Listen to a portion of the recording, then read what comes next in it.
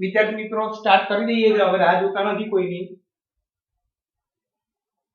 આજે આપણે નવો ટોપિક બધી અંકિકાઓ વિશે ભણવાનું છે, સ્ટાર્ટ કરીએ છીએ। બધાનું ધ્યાન બોર્ડ પર।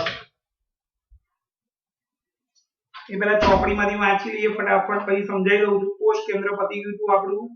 હા, આ બધું પૂરું થઈ ગયું હતું। અંતઃકોષ રસજાળ પાના નંબર 64 ચોપડીમાં, એમાં 5.2.5 ગોલ્ગી પ્રસાધન। ધ્યાન અહીંયા બધાનું।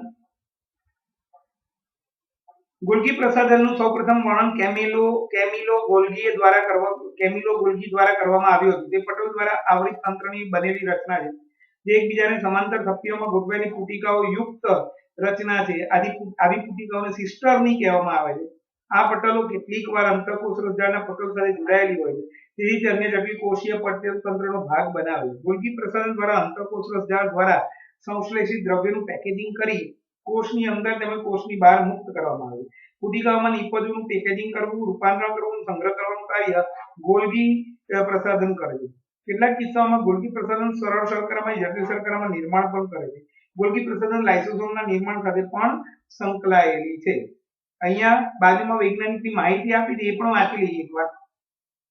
1843માં કેમિલો ગોલ્ગી બ્રેસ્કિયાની નજીક કોરેટેનોમાં જન્મ્યા હતા। તેમણે પાવિયાની યુનિવર્સિટીમાં મેડિસિનનો અભ્યાસ કર્યો હતો। 1865માં સ્નાતક થયા પછી, એટલે કે ગ્રેજ્યુએટ થયા પછી, તેમણે સેન્ટ મેટેઓની હોસ્પિટલમાં પાવિયા ખાતે કામ કરવાનું ચાલુ રાખ્યું હતું। તે સમયે તેમના મોટાભાગના સંશોધનો ચેતાતંત્ર સાથેના હતા। 1872માં તેમણે ચીફ મેડિકલ ઓફિસરની પદવી સ્વીકારી, જે એબીઆટે ગ્રાસો ખાતે માનસિક બીમાર માટેની હોસ્પિટલમાં આ પદવી સ્વીકારી હતી। તેમણે આ હોસ્પિટલમાં એક નાના રસોડામાંથી ચેતાતંત્ર પરના તેમના સંશોધનની પ્રથમ શરૂઆત કરી હતી, જે આગળ જતા પ્રયોગશાળામાં રૂપાંતરણ થઈ। અલબત્ત તેમનું સૌથી અગત્યનું મહાન કાર્ય હતું કે કોષ રચના અને વ્યક્તિગત ચેતાકોષને અભિરંજિત કરવાની પદ્ધતિમાં ઉત્ક્રાંતિમય પગલું ગોલ્ગી દ્વારા લાવવામાં આવ્યું। આ પદ્ધતિને બ્લેક રિએક્શન કાળી પ્રક્રિયા તરીકે ઓળખવામાં આવે છે। આ પદ્ધતિમાં સિલ્વર નાઇટ્રેટનું મંદ દ્રાવણ તેમજ અને તેની પ્રક્રિયાને ઓળખવામાં નિયત મૂલ્યવાન ફાળો આપે છે, તેમજ કોષોની અતિસંવેદી રચનાઓ પણ ઓળખી શકાય છે। તેમના સમગ્ર જીવન દરમિયાન તેઓ આ જ મુદ્દાઓ પર કાર્ય કરતા રહ્યા અને પદ્ધતિમાં સુધારો લાવ્યા। ગોલ્ગી તેમના કાર્યના અનુસંધાનમાં ઉચ્ચતમ આદર અને સન્માન તેમણે પ્રાપ્ત કર્યા હતા। 1906માં તેમને સાન્ટિયાગો રામોની કાજલ સાથે ચેતાતંત્રની સંરચના વિશેના તેમના કાર્ય માટે નોબેલ પ્રાઇઝની ભાગીદારી મેળવી હતી। લાઇસોસોમ કોષનું ઉત્સર્ગ દ્રવ્ય કે કચરાને ત્યજતા તંત્રના પ્રકાર તરીકે લાઇસોસોમ્સ છે। કોઈ પણ વિદેશી દ્રવ્ય તેમજ તૂટેલી કોષીય અંગિકાનું પાચન કરી તેને પૂર્ણ કોષને સ્વચ્છ રાખવામાં લાઇસોસોમ મદદરૂપ થાય છે। જેવા કે બેક્ટેરિયા ખોરાક જૂની અંગિકાઓ જે નાશ થવાના આવે તેનું લાઇસોસોમ વિઘટન કરી નાના ટુકડામાં ફેરવે છે। લાઇસોસોમ પાચન કરી શકે છે, કારણ કે તેઓ પાચન માટેની સક્રિય ઉત્સેચકો ધરાવે છે, જે બધા કાર્બનિક દ્રવ્યને તોડવાની ક્ષમતા ધરાવે છે। કોષીય પાચન દરમિયાન વિક્ષેપ સર્જતા લાઇસોસોમ પોતાનું કોષનું પાચન કરી નાખે છે। ઉદાહરણ તરીકે જ્યારે કોષ ઈજાગ્રસ્ત બને ત્યારે લાઇસોસોમ તૂટે છે, તે પોતાના જ ઉત્સેચકો દ્વારા પોતાના કોષનું પાચન કરી નાખે છે। આથી લાઇસોસોમને આત્મઘાતી કોથળીઓ પણ કહેવામાં આવે છે। સંરચનાકીય લાઇસોસોમ્સ આવરિત પટલની કોથળીઓ જેવી રચના છે, જે પાચિત ઉત્સેચકો ધરાવે છે। આ ઉત્સેચકો કણિકામય અંતઃકોષ રસજાળ આરઈઆર દ્વારા નિર્માણ પામે છે। ચલો મિત્રો, આજના લેક્ચરનું બધું હવે સમજાઈ લઈએ ધ્યાનથી। ચોપડી વાંચવી જરૂરી હોય એટલે વાંચીએ આપણે, અને હવે આપણે સમજવાનું શરૂ કરીએ છીએ। શું કહેવા માંગે છે જોઈ લઈએ।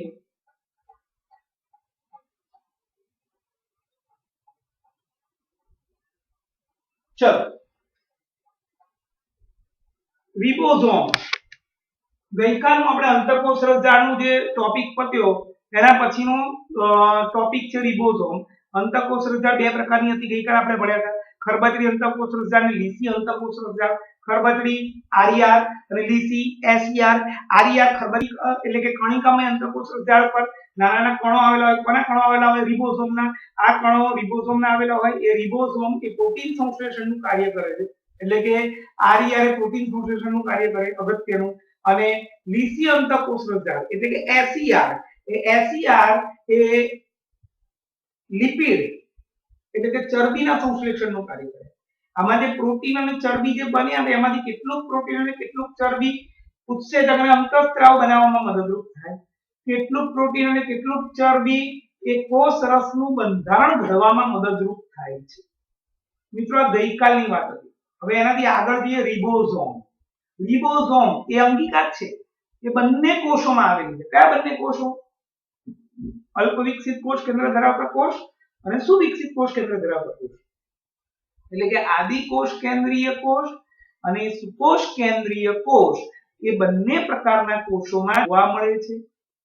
સુકોષ કેન્દ્રીય કોષમાં જે ખરબચડી અંતઃકોષ રસ જાળ છે, આરઈઆર, ઈઆર એટલે અંતઃકોષ રસ જાળ, આર એટલે રફ, આરઈઆર એટલે ખરબચડી અથવા કણિકામય અંતઃકોષ રસ જાળ, એની ઉપર એની સપાટી પર રિબોઝોમ આવેલા હોય છે.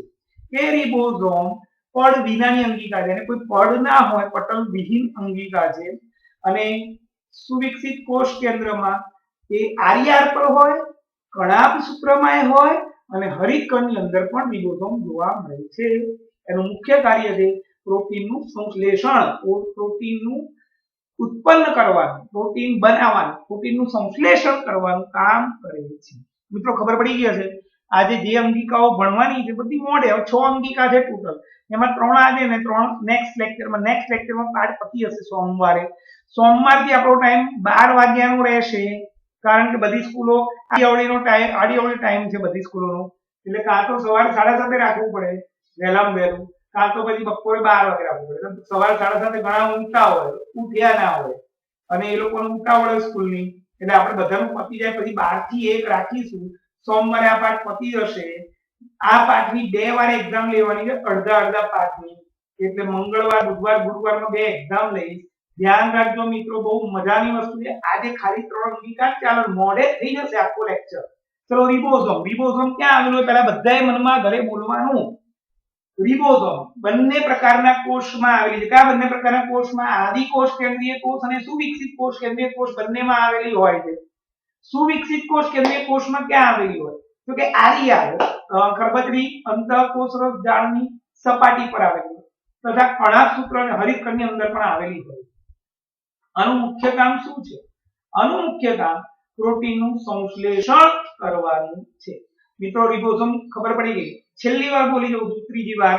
આ રિબોઝોમનું સ્થાન આદિ કોષ કેન્દ્રીય કોષ અને સુકોષ કેન્દ્રીય કોષ બંનેમાં આવેલી હોય છે. પડ વિહીન અંગિકા છે અને એનું મુખ્ય સ્થાન ક્યાં છે?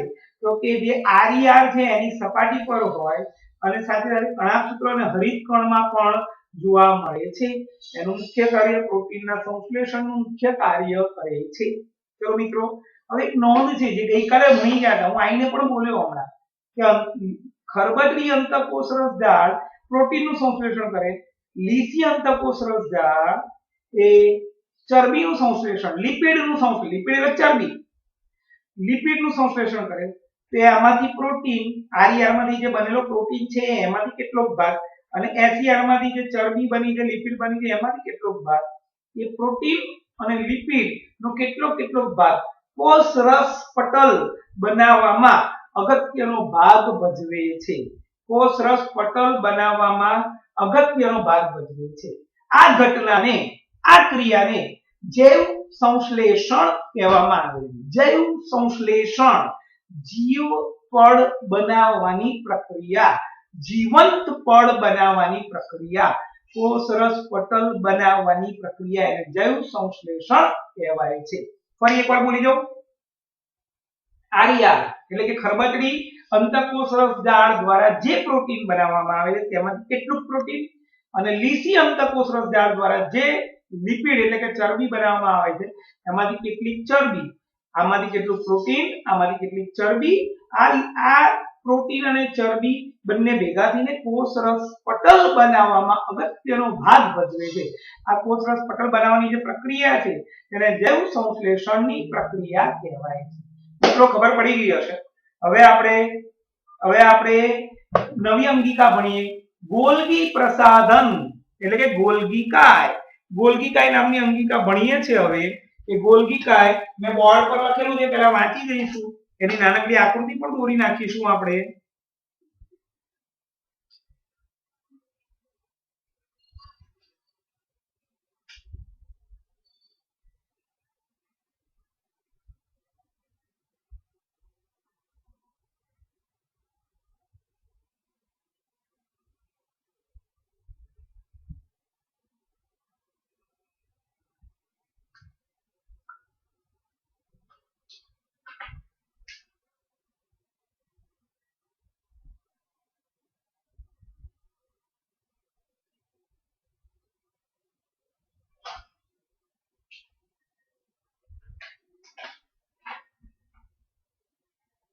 ચોપડીમાં આકૃતિ નથી, ગાઈડમાં આપેલી છે એટલે આપણે આકૃતિ દોરવાની હોતી નથી. જો ઈઝી હોય તો દોરવાની, બાકી પરીક્ષામાં આકૃતિ આની હોતી નથી. ચલો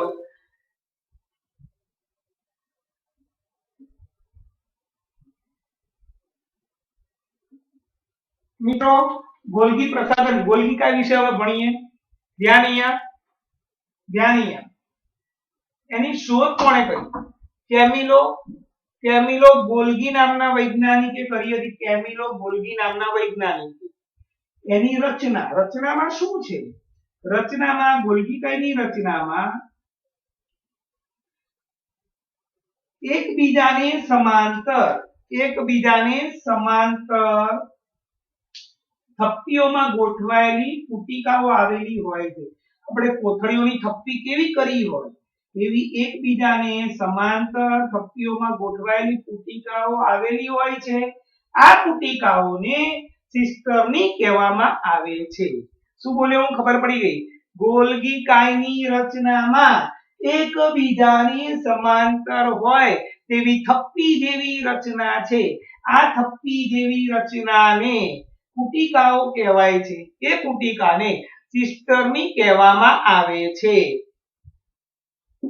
રચના ફરી એકવાર, ગોલ્ગી કાયની રચનામાં એકબીજાને સમાંતર હોય તેવી થપ્પીઓની રચના જોવા મળે છે. આ થપ્પીઓની રચનાને પુટિકા કહેવાય અથવા સિસ્ટર્ની કહેવામાં આવે છે. ગોલ્ગી કાય કેટલીક વખત અંતઃકોષરસ જાળના પડ સાથે પણ જોડાયેલી હોય છે. ગોલ્ગી કાય કેટલીક વખત અંતઃકોષરસ જાળના પડ સાથે પણ જોડાયેલી હોય છે. સામાન્ય રીતે ગોલ્ગી કાયનો ઉદ્ભવ SCR દ્વારા થાય છે. ગોલ્ગી કાયનો ઉદ્ભવ ક્યાંથી થયો? SCR દ્વારા. ચલો ફરી એકવાર કે ગોલ્ગી કાયની શોધ કોણે કરી? ગોલ્ગી કાયની શોધ કેમિલો ગોલ્ગી નામના વૈજ્ઞાનિકે કરી. એનું સ્થાન ક્યાં છે? તો કે પ્રાણી કોષ અને વનસ્પતિ કોષ બંનેમાં આવેલું છે. એની રચનામાં શું છે? એની રચનામાં એકબીજાને સમાંતર થપ્પીઓની જેમ ગોઠવાયેલી રચના હોય છે. એકબીજાને સમાંતર પ્લાસ્ટિકની કોથળીઓની થપ્પી કરી હોય. કઈ પ્લાસ્ટિકની કોથળીઓ આપણે બજારમાં લેવા જઈએ, શાકભાજી વાળાને બધા જે ગાડીઓ પર પ્લાસ્ટિક આપે છે કોથળીઓમાં ભરીને, હવે તો બેન થઈ ગયું એની ઉપર. એ પ્લાસ્ટિકની કોથળીઓ જે વેચતો એને આખી થપ્પી પડી હોય. એ થપ્પીની એકબીજાને સમાંતર થપ્પીઓની રચના જે જોવા મળે એને પુટિકા કે સિસ્ટરની કહેવાય. એ આખી રચના ગોલ્ગી કાય તરીકે ઓળખાય. એટલે પુટિકા કે સિસ્ટરની કહેવાય. ગોલ્ગી કાયની રચનામાં એકબીજાને સમાંતર ગોઠવાયેલી થપ્પીઓ જેવી રચના જોવા મળે છે. દરેક રચનાને પુટિકા અથવા સિસ્ટરની કહેવાય. પાઠના અંતે શબ્દ સમજાવવા આવશે એમાં સિસ્ટરની. ગોલ્ગી કાયની રચનામાં એકબીજાને સમાંતર ગોઠવાયેલી થપ્પી જેવી રચનાને પુટિકા કહેવાય. દરેક પુટિકાને સિસ્ટરની કહેવામાં આવે છે. આ ગોલ્ગી કાય અંતઃકોષરસ જાળ સાથે ક્યારેક જોડાયેલું હોય છે. અંતઃકોષરસ જાળનું જે પડ હોય ને એની સાથે પણ જોડાયેલું હોય છે. આ જે ગોલ્ગી કાય છે એનો ઉદ્ભવ લીસી અંતઃકોષરસ જાળમાંથી થાય છે. બહુ અગત્યનું. એ ગોલ્ગી કાય ઉત્પન્ન ક્યાંથી થઈ? તો કે લીસી રિબોઝોમ લગભગ ક્યાંથી ઉત્પન્ન થયો? તો કે ખરબચડી અંતઃકોષરસ જાળ.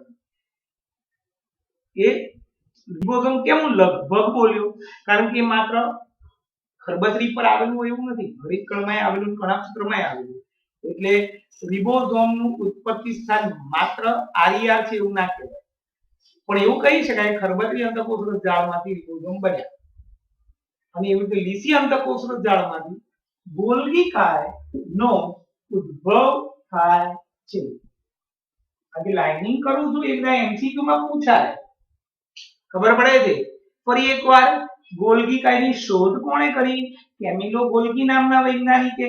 એ ક્યાં આવેલું છે એનું સ્થાન?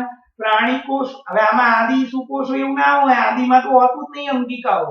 એટલે હવે કોઈ પણ અંગિકા ભણીશું રિબોઝોમ પછીની જેટલી અંગિકાઓ છે અંતઃકોષ જાળે ના હોય એ કોઈ પણ અંગિકા આદિકોષ કેન્દ્રીય કોષમાં આવવાની જ નથી. એટલે આપણે અહીંયા એવું લખીશું કયા કોષમાં? તો કે સુકોષ કેન્દ્રીય કોષમાં. પણ કયા? પ્રાણી કોષ અને વનસ્પતિ કોષ બંનેમાં છે.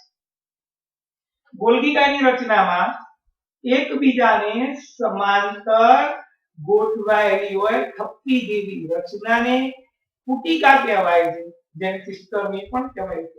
ગોલ્ગીકાની રચનામાં એકબીજાને સમાંતર થપ્પીની માફક ગોઠવાયેલી રચના હોય છે, જેને પુટિકા કહેવાય. દરેક પુટિકાને સિસ્ટમી કહેવાય છે. ગોલ્ગીકાય અંતઃકોષ રસજાળના પડ સાથે પણ જોડાયેલું છે. ગોલ્ગીકાયનો ઉદ્ભવ સામાન્ય રીતે લીસી અંતઃકોષ રસજાળમાંથી થાય છે. હવે એનું મુખ્ય કાર્ય, બહુ મહત્વનું કાર્ય,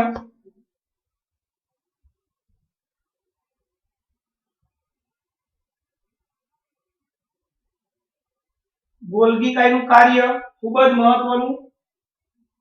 ચલો મિત્રો, એ થોડું ડિસ્ટર્બન્સ થઈ ગયું, પડી ગયું. ચલો ધ્યાન અહીંયા.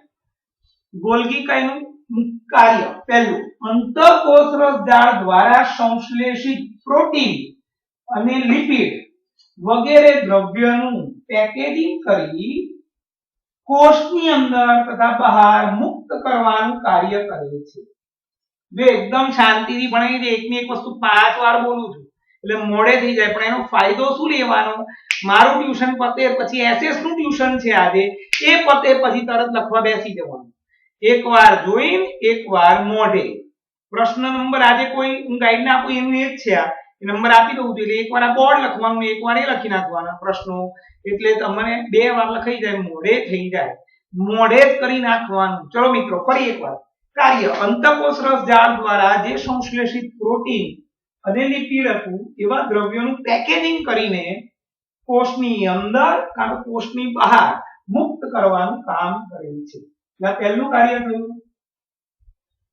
બીજું, જે કોષ દ્વારા નિપજો બની છે એ નિપજોનું પેકેજિંગ કરવાનું, એનું રૂપાંતરણ કરવાનું, એનું સંશ્લેષણ કરવાનું એટલે કે સંગ્રહ કરવાનું કાર્ય પણ ગોલ્ગીકાયની પુટિકામાં, કોથળી છે એટલે પેકેજિંગ પણ થાય, એની અંદર કોઈ ઘટકો રહેલા તેના દ્વારા કોઈ જટિલનું સરળ કે સરળનું જટિલમાં રૂપાંતરણ પણ થાય અને સાથે સાથે સંગ્રહ પણ થાય છે. આવ્યું આ? ક્યારેક સરળ શર્કરાનું જટિલ શર્કરામાં રૂપાંતરણ કરે છે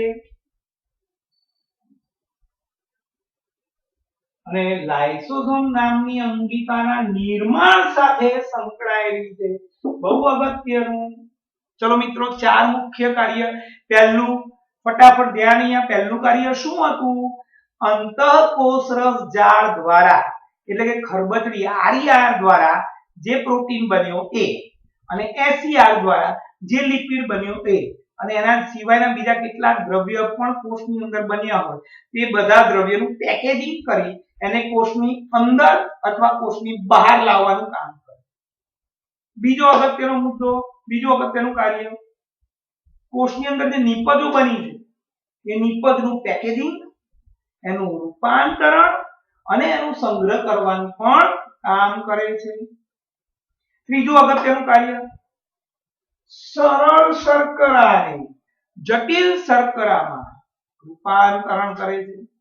જે સરળ શર્કરા હતી જ્યાં જરૂર હોય ત્યાં જટિલ શર્કરા જરૂરી હોય કોષની અંદર, એના માટે સરળ શર્કરાનું જટિલ શર્કરામાં રૂપાંતરણ કરે છે. અને ચોથું અગત્યનું, લાઇસોસોમ નામની અગત્યની અંગિકા ઉત્પન્ન કરવાનું કામ કરે, એનું નિર્માણ કરવાનું કામ કરે. એટલે 4 મુખ્ય કાર્ય છે. પહેલું કાર્ય પેકેજિંગ નું, બીજું કાર્ય કયું? પેકેજિંગ, પછી એનું પેકેજિંગ, સંગ્રહ અને રૂપાંતરણ. બીજું કાર્ય કયું? જટિલ સરળ શર્કરાને જટિલ શર્કરામાં ફેરવવું. અને ચોથું કાર્ય લાઇસોસોમ નામની અગત્યની અંગિકાના નિર્માણ સાથે સંકળાયેલી છે. મિત્રો, આખું ગોલ્ગીકાય પતી ગયું. કડકડાટ આવડી જાય. હું બોલી જાઉં છું. પહેલું શું આવે? શોધ, પછી આવે સ્થાન, પછી જરૂર હોય તો આકૃતિ, પછી રચના, પછી મહત્વના કાર્ય. ચલો મિત્રો, પહેલી શોધ કોણે કરી હતી? તમારે ઘરે જવાબ બોલવાનો. કોણે કરી હતી? હા, કેમિલો ગોલ્ગી. પછી એનું સ્થાન ક્યાં આવ્યું છે? સુવિકસિત કોષ કેન્દ્રમાં. એટલે સુવિકસિત કોષ કેન્દ્રીય કોષમાં, કોષ કેન્દ્રમાં નહીં, ભૂલ થઈ. સુવિકસિત કોષ કેન્દ્રીય કોષમાં, પણ એટલે કે વનસ્પતિ કોષ અને પ્રાણી કોષ બંનેમાં. રચના ગોલ્ગી કાયની રચનામાં એકબીજાને સમાંતર ગોઠવાયેલી થપ્પીઓ જેવી રચના હોય છે. આ દરેક રચનાને પુટિકા કહેવાય છે. આ પુટિકાનું બીજું નામ સિસ્ટર્ની છે. સામાન્ય રીતે ગોલ્ગી કાયનો ઉદ્ભવ એ લીસી અંતઃકોશ રસજાળ દ્વારા થાય છે. રચના ખબર પડી. કાર્ય પહેલું કાર્ય શું? પેકેજિંગ. કોનું પેકેજિંગ કરે? અંતઃકોશ રસજાળ એટલે કે એસઈઆર દ્વારા જે પ્રોટીન બન્યો અને આરઈઆર દ્વારા ખરબચડી અંતઃકોશ રસજાળ દ્વારા જે પ્રોટીન બન્યો અને લીસી અંતઃકોશ રસજાળ દ્વારા જે લિપિડ બન્યો એના પ્રોટીન અને લિપિડ જેવા દ્રવ્યોનું પેકેજિંગ કરી એને કોષની અંદર કે કોષની બહાર મુક્ત કરવાનું કામ કરે. બીજું અગત્યનું કાર્ય શું છે? જે કોષની અંદર નિપજો બની છે એ નિપજોનું પેકેજિંગ કરે, રૂપાંતરણ કરે અને એનો સંગ્રહ પણ કરવાનું કામ આ કોથળીઓ, આ પુટિકાઓ, આ સિસ્ટર્ન, આ ગોલ્ગી કાય કરે. ત્રીજું અગત્યનું કાર્ય સરળ શર્કરા જટિલ શર્કરામાં રૂપાંતરણ કરે છે.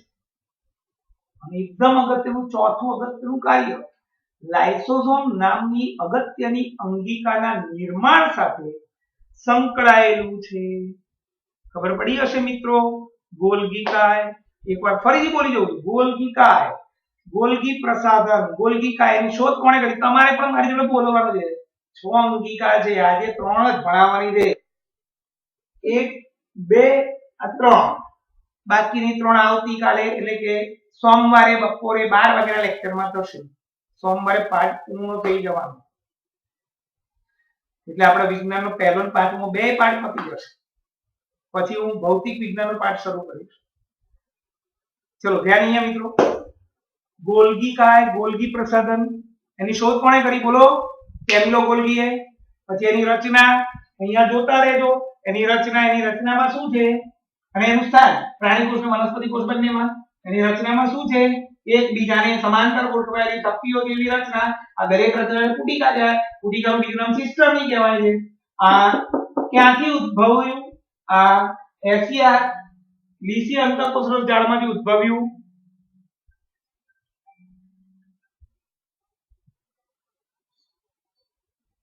લીસી અંતઃકોશ રસજાળમાંથી ઉદ્ભવ્યું.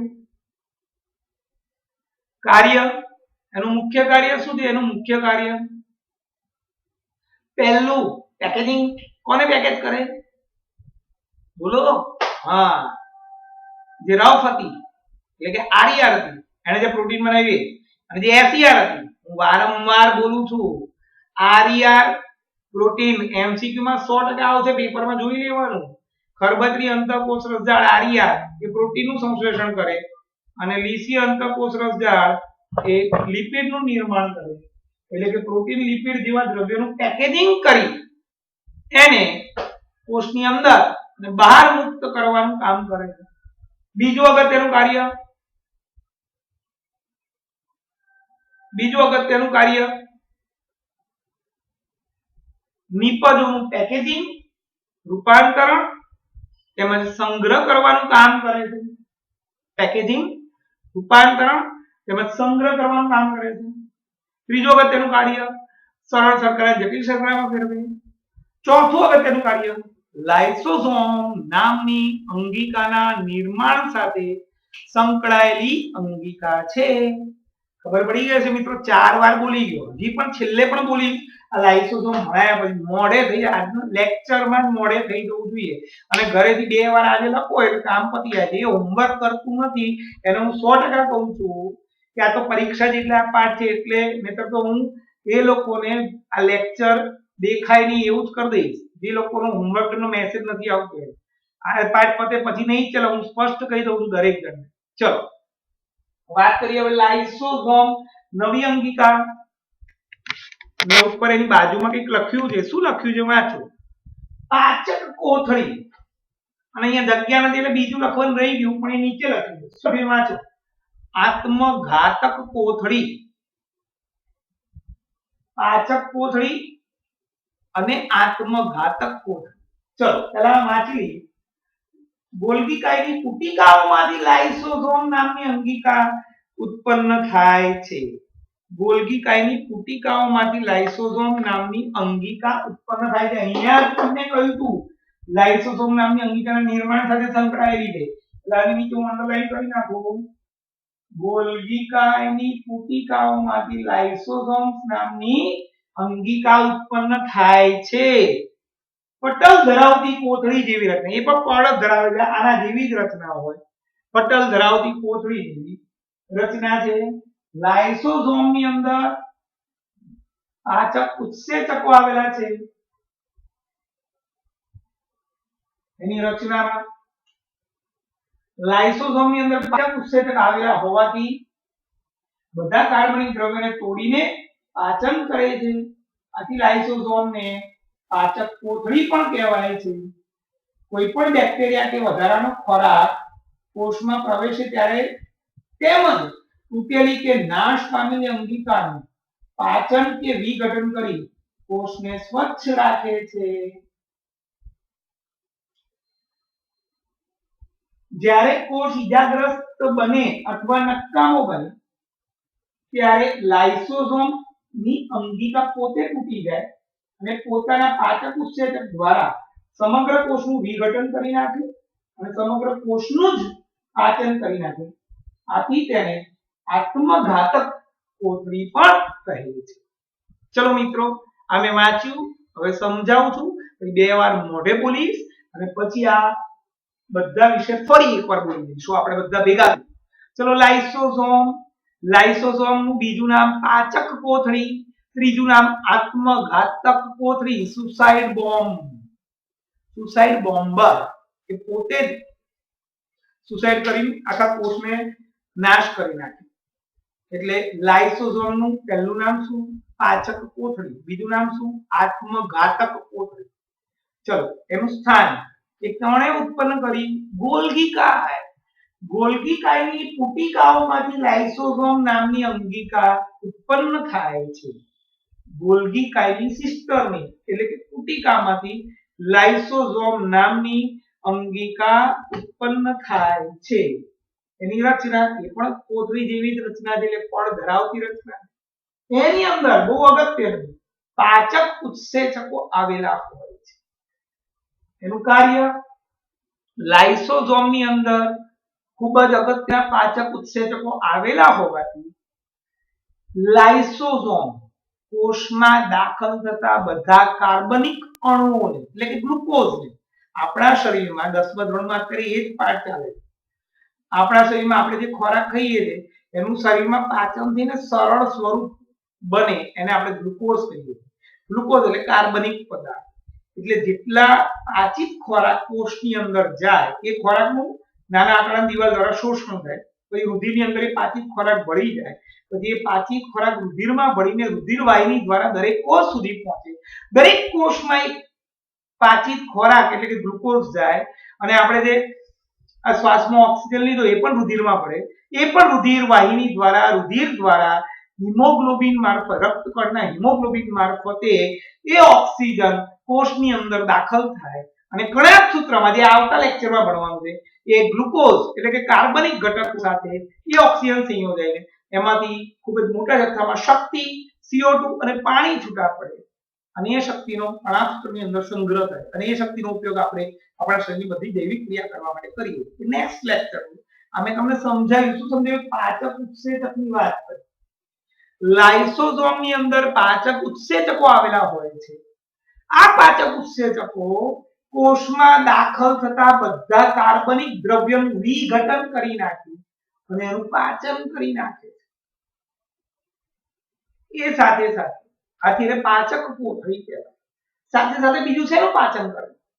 કોષમાં કોઈ બેક્ટેરિયા પ્રવેશી ગયા હોય, નક્કામાં ખોરાક જોડે આવી ગયા હોય, અથવા હું બોલું છું તો હવામાં બધા બેક્ટેરિયા છે, હું બોલું મારા શરીરની અંદર જવાના જ છે.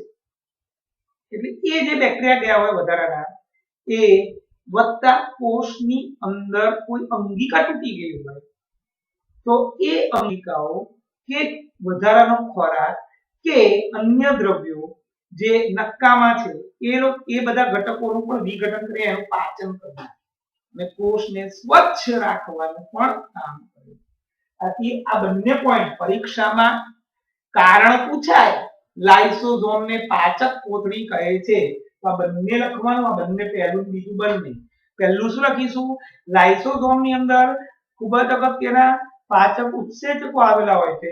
આ પાચક ઉત્સેચકો કોષમાં દાખલ થતા બધા જ કાર્બનિક ઘટકોનું વિઘટન કરી નાખે છે અને એનું સરળ સ્વરૂપમાં પાચન કરે છે. સાથે સાથે કોષની અંદર જે જીવાણુઓ એટલે કે બેક્ટેરિયા વધારાનો ખોરાક અને કોઈ અંગિકા તૂટી ગઈ હોય તો એ તૂટેલી અંગિકા એ બધા ઘટકોનું લાઇસોઝોમના ઉત્સેચક વડે વિઘટન થઈ જાય અને એનું પાચન પણ થઈ જાય અને કોષને સ્વચ્છ પણ રાખે છે. આ બંને કારણોને લીધે લાઇસોઝોમને પાચક કોથળી કહેવામાં આવે છે. ખબર પડી ગઈ બધાને? હવે એનું નુકસાન શું છે? એને આત્મઘાતક સુસાઇડ બોમ્બર આત્મઘાતક કોથળી પણ કહેવાય છે. એ પોતે જ મરી જાય અને સાથે બીજા બધા લઈ જાય. કેમ એવું? તો જ્યારે કોષ કામ કરતી વખતે કોષને ઈજા પહોંચે અથવા કોષ ઘરડો થઈ ગયો હોય, બરાબર કામ ના કરતો હોય, તો લાઇસોઝોમ પોતે તૂટી જાય, એ અંગિકા પોતે તૂટી જાય અને એમાંથી પોતાના પાચક ઉત્સેચકો બહાર નીકળી જાય. આ બે જે કાર્ય કર્યું એ લાઇસોઝોમની અંદર થયું. લાઇસોઝોમની અંગિકા જે છે એની અંદર પાચક ઉત્સેચક, એ પાચક ઉત્સેચક અંદર જ આ કાર્બનિક ઘટકોનું, ખોરાકના કાર્બનિક ઘટકોનું વિઘટન કરે.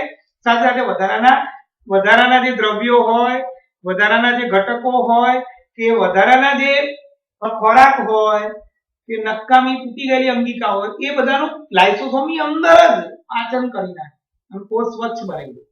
એને અંદર લઈ લે લાઇસોઝોમની અંદર, અને એ લાઇસોઝોમની અંદર પાચક ઉત્સેચકો એ બધાને વિઘટન કરીને એને પાચન કરી નાખે. કોષ સ્વચ્છ રહે, પાચન થઈ જાય કાર્બનિક ઘટકો. એટલે આ પાચક કોથળી. પણ જ્યારે કોષ પોતે ક્યાંક ઈજા પામ્યો હોય કામ કરતી વખતે, અથવા કોષને કંઈક નુકસાન થઈ ગયું અથવા એ કોષ જીર્ણ થઈ ગયો અને ઘસારો બહુ પામ્યો એ કોષને, તો એ વખતે લાઇસોઝોમ અંગિકા પોતે જ સુસાઇડ કરી નાખે, એટલે કે પોતે તૂટી જાય, પોતે જ મરી જાય. અને એ પોતે તૂટે એટલે એની અંદરથી બધા પાચક ઉત્સેચકો બહાર આવે અને એ બધા પાચક ઉત્સેચકો આખા કોષનું વિઘટન કરી નાખે, એની બધી અંગિકાઓને તોડી નાખે. એ બધી અંગિકાઓને તોડીને એનું વિઘટન કરી એ આખા કોષને જ પાચિત કરી નાખે, ખાઈ અને એનું પાચન કરી નાખે. એટલે હવે કોષની અંદર જ લાઇસોઝોમ પોતે તૂટી ગઈ અને આખા કોષને ખાઈ ગઈ. એટલે હવે લાઇસોઝોમ તો જીવતી નથી, એના સિવાય એ જેમાં રહેતી હતી એ કોષનો પણ નાશ થઈ ગયો. આથી એને આત્મઘાતક કોથળી કહેવાય છે. લાઇસોઝોમને આત્મઘાતક કોથળી કેમ કહે છે સમજાવો. તો લખવાનું, જ્યારે કોષને ઈજા પહોંચે અથવા કોષ જીર્ણ થઈ ગયો હોય અથવા કોષ નકામો બની ગયો હોય ત્યારે લાઇસોઝોમ અંગિકા પોતે તૂટી જાય. આ બે મુદ્દામાં પોતે તૂટતી નથી. એ આ જે ખોરાક હોય કે જે ઘટક હોય લાઇસોઝોમની અંદર જાય અને અંદર એનું પાચન થાય. જ્યારે આ તબક્કામાં જ્યારે કોષ જ નુકસાન પામ્યો હોય, કોષને ઈજા પહોંચી હોય, કોષ નકામો બની ગયો હોય ત્યારે લાઇસોઝોમ અંગિકા પોતે તૂટે અને પોતાનામાંથી પાચક ઉત્સેચકો બહાર નીકળે. એ પાચક ઉત્સેચકો સમગ્ર કોષનું વિઘટન કરી નાખે, એની બધી અંગિકાઓનું વિઘટન કરી નાખે અને એનું પાચન કરીને એનો નાશ કરી નાખે છે. આથી લાઇસોઝોમને આત્મઘાતક કોથળી કહેવામાં આવે છે. મિત્રો, લાઇસોઝોમ વિશે હવે આખું બોલી લઉં ફરીથી, બધાને મજા આવશે. ધ્યાન રાખજો, આખો પાઠ મોડે થઈ જવો જોઈએ. ભૌતિક વિજ્ઞાનમાં તો આનાથી પણ વધારે મજા આવશે. આ તો જીવ વિજ્ઞાન છે જેમાં સમજીને ગોખવાનું. પેલામાં તો એટલું સમજવાનું જ છે, જેને સમજી લીધું એને ત્યાં ત્યાં યાદ રહી ગયું. 2 વાર લખેલું આખું વર્ષ હવે જોવું નહીં પડે. ચલો, લાઇસોઝોમ. લાઇસોઝોમ નું નામ શું? 2 નામ, પાચક કોથળી અને આત્મઘાતક કોથળી. ચલો, એનું સ્થાન, એનો ઉદ્ભવ ક્યાંથી થયો? તો કે આમાંથી ગોલ્ગી કાયની પુટિકાઓમાંથી લાઇસોઝોમ નામની અંગિકા ઉત્પન્ન થાય છે. એની રચનામાં કોથળી જેવી જ છે અને એની અંદર શું આવેલું છે? તો કે પાચક ઉત્સેચકો આવેલા છે. હવે એનું મહત્વનું કાર્ય, પહેલા બે કાર્ય પાચક કોથળી અને ત્રીજું કાર્ય જે છે નુકસાન વાળું એ આત્મઘાતક કોથળી. પહેલા બે કાર્યમાં લખીશું આપણે લાઇસોઝોમ નામની અંગિકાની અંદર પાચક ઉત્સેચકો આવેલા હોય છે. આ પાચક ઉત્સેચકો કોષમાં દાખલ થતા વધારાના અથવા બધા જ કાર્બનિક ઘટકોનું વિઘટન કરી તેનું પાચન કરે છે. સાથે સાથે કોષની અંદર દાખલ થતા જીવાણુઓ, વધારાનો ખોરાક અને તૂટી ગયેલી નકામી અંગિકાઓનું પણ વિઘટન કરી પાચન કરી કોષને સ્વચ્છ રાખે છે. આ બે મુદ્દાઓને કારણે લાઇસોઝોમને પાચક કોથળી કહેવામાં આવે છે અને તેને આત્મઘાતક કોથળી પણ કહે છે. કેમ? કારણ કે જ્યારે કોષ નકામો બની જાય અથવા કોષને ઈજા પહોંચે અથવા કોષ ગરડો બની જાય, જીર્ણ બની જાય, જીર્ણ મતલબ એ કામ કરતો ઓછો થાય. જ્યારે કોષને ઈજા પહોંચે અથવા જીર્ણ બને ત્યારે લાઇસોઝોમ નામની અંગિકા પોતે જ તૂટી જાય અને એમાંથી પાચક ઉત્સેચકો બહાર આવે. એ પાચક ઉત્સેચકો સમગ્ર કોષ અને તેની અંગિકા, બધી જ અંગિકાઓનું વિઘટન કરી નાખે. કોષ કેન્દ્રને મારી નાખે, બધાને એને તોડી કણાસૂત્ર, હરિતકણ હોય તો હરિતકણ, અંતઃકોષ બધી જ અંગિકાઓને તોડીને એનું વિઘટન કરી એનું પાચન કરી નાખે એટલે સમગ્ર કોષનો નાશ કરી નાખે છે. આથી લાઇસોઝોમને આત્મઘાતક કોથળી કહેવામાં આવે છે. મિત્રો, આજના લેક્ચરનું બધું રિપીટ કરાવી દઉં છું. જ્યારે અહીંયા પહેલું શું ભણ્યા હતા? આજે પહેલું ભણ્યા હતા રિબોઝોમ. રિબોઝોમ ક્યાં આવેલી હોય? આદિકોષ કેન્દ્રીય કોષ અને સુવિકસિત કોષ કેન્દ્રીય કોષ બંનેમાં આવેલી હોય. સુવિકસિત કોષ કેન્દ્રીય કોષમાં ક્યાં આવેલી હોય?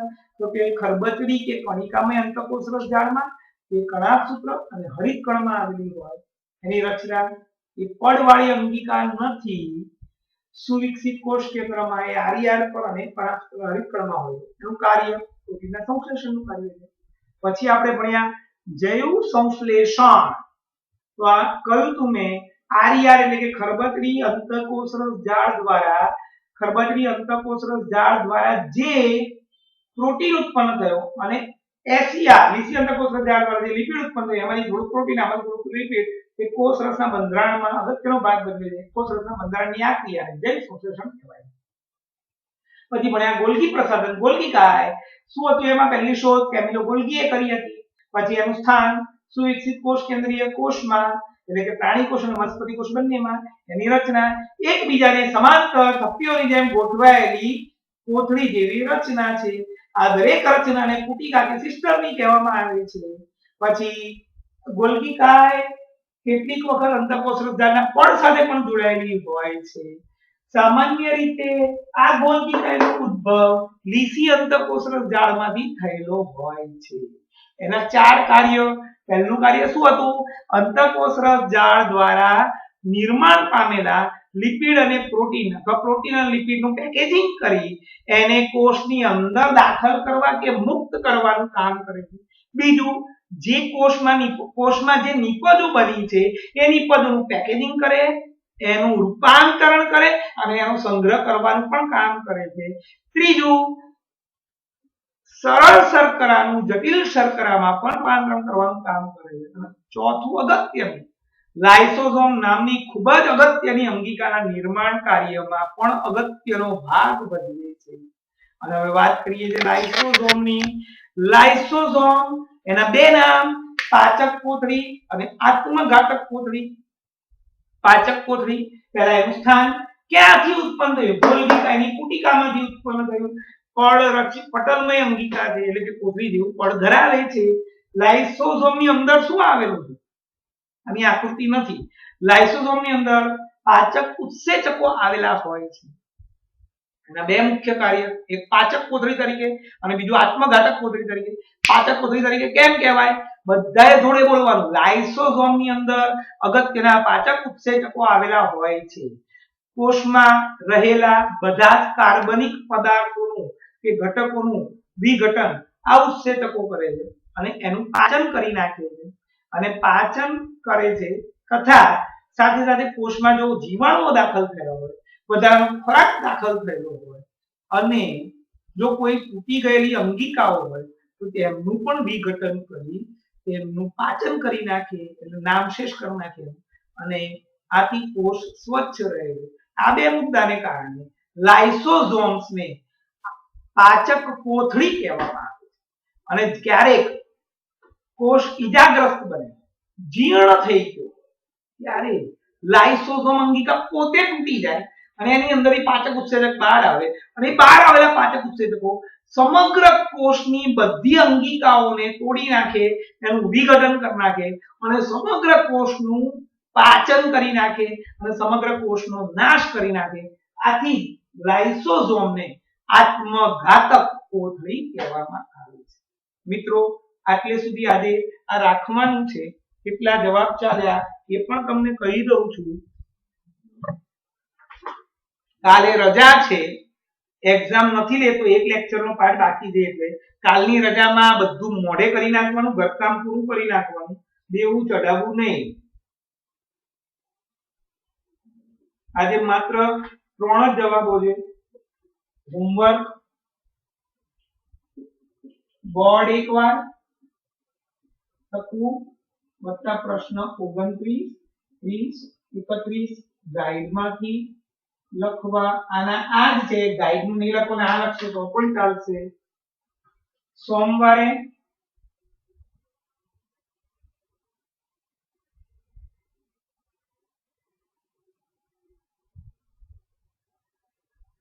આવતીકાલે રવિવારે રજા છે. સોમવારે 12 વાગ્યે ટ્યુશન રહેશે. આવજો.